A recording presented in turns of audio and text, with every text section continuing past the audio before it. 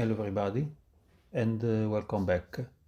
This is the second part of the video on the papyrograph of Eugenio de Zuccato, the first mimeograph copying device ever invented.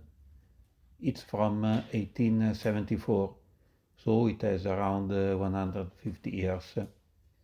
In the first part I showed the mimeograph and its story in general. In this second part I will print a copy using this papyrograph, using the original accessories from 150 years ago. If you want to see the first part, the link is in the description.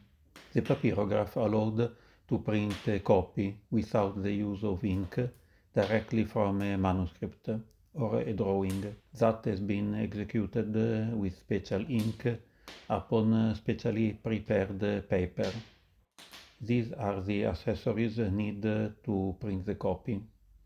If you agree, I will explain all this while preparing the copy.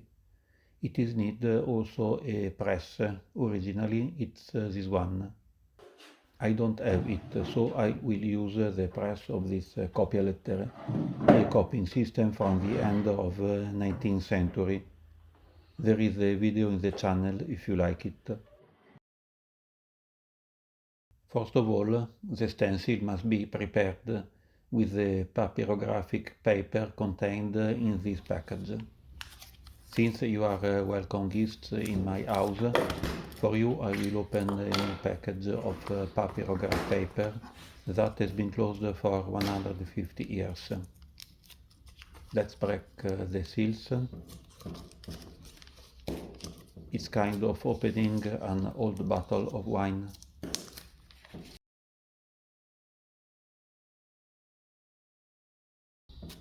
The sheets of paper are protected by two cardboard sheets. The substance that is applied to the sheet is quite susceptible to the passage of time. Here it is the sheets of papyrographic paper. It is not easy to separate the sheets. Some are glued together. But some of them have survived the passage of time. Every page is signed, you see. It's a special paper with one side covered with a waterproof varnish. I will draw something with a pen by means of the special slightly corrosive ink upon the uncoated side of a sheet of this papyrographic paper. Since the stencil is very old, I will draw a simple design. The ink must be handled carefully because it's corrosive. While I write, ink passes through the fibers of the paper without injuring them and corrode the waterproofing beneath.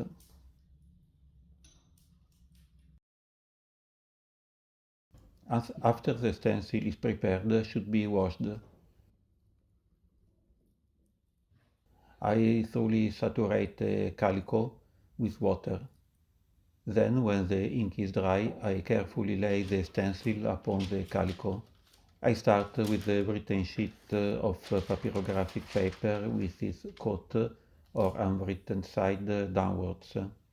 Using the water, the ink must be removed from the stencil, otherwise the acid ink would continue to corrode the surface. I could use also the washing portfolio to do it. I place some blotting paper on the stencil.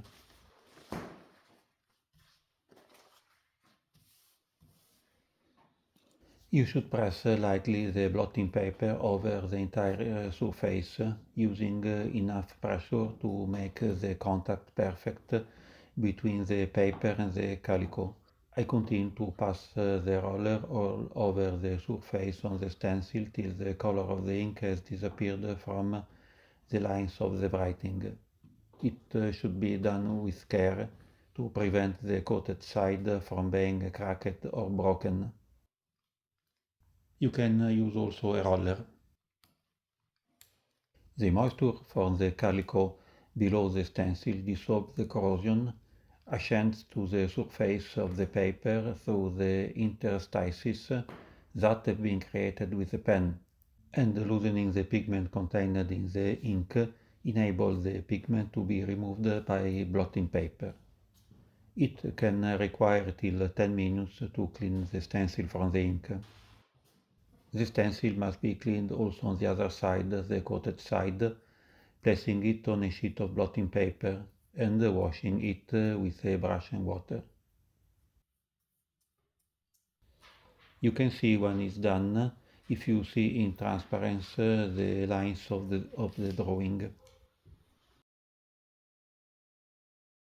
It is then necessary to bring into contact two chemicals which, when combined, will form the color.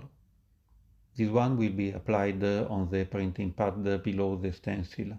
This other will be applied on the paper to be used for the copy. This is the so-called printing pad. It is formed by a few leaves of blotting paper. On this printing pad I will apply here the fourth chemical, the papyrographic solution from this bottle. It took some time to open it. It has been closed for maybe a century. I didn't want to break the bottle, so I had to be careful. In the end, with a lot of patience, I did it. The manual says not to use much of this. Should be placed more evenly than possible. Now it's the moment to prepare the paper for printing. On the paper must be placed the second chemical from this little packet. Also here we will open a new one after 150 years. The powder contained in it must be emptied into the square jar. The jar must be filled up to the blank line indicated on the inside. I stir the liquid until the powder is dissolved. The paper must be treated with the damping solution created in this jar. So upon a piece of Macintosh I lay one sheet of paper and I wet it with the solution by means of a brush. Could be a normal sheet of paper of any quality. It is very important that the paper is evenly and perfectly saturated with the damping solution, otherwise it will be impossible to obtain the copies. Now everything is ready, I can print my copy. To achieve this, the stencil I made before with the pen and the special ink is laid face downwards upon the pad impregnated with the chemical I prepared before. Then the paper prepared with the damped solution is placed over the stencil. I place all this under the press of this old copia letter. Upon being submitted to pressure for some tens of seconds, the chemical contained in the pad is forced through the lines of the drawing in the stencil and brought into contact with the paper prepared for printing, upon which is formed a facsimile of the stencil in a blue color. And here's the copy. For the first time after 150 years, this papyrograph made another copy. It took a lot of time to do it. It's not perfect, but please understand that I used original accessories 150 years old. It took to me many weeks of studying and preparation. I think I will frame it and hang it on the wall. A lot of road has been done in 150 years, when it took at least 1 hour to prepare the stencil and the paper for the copies. At those times, you could expect to print 2 or 3 copies per minute. How different is from today? Now we expect tens of copies per minute, of perfect quality and without effort. When we see how the device like this work, we realize how amazingly inventive they were back then.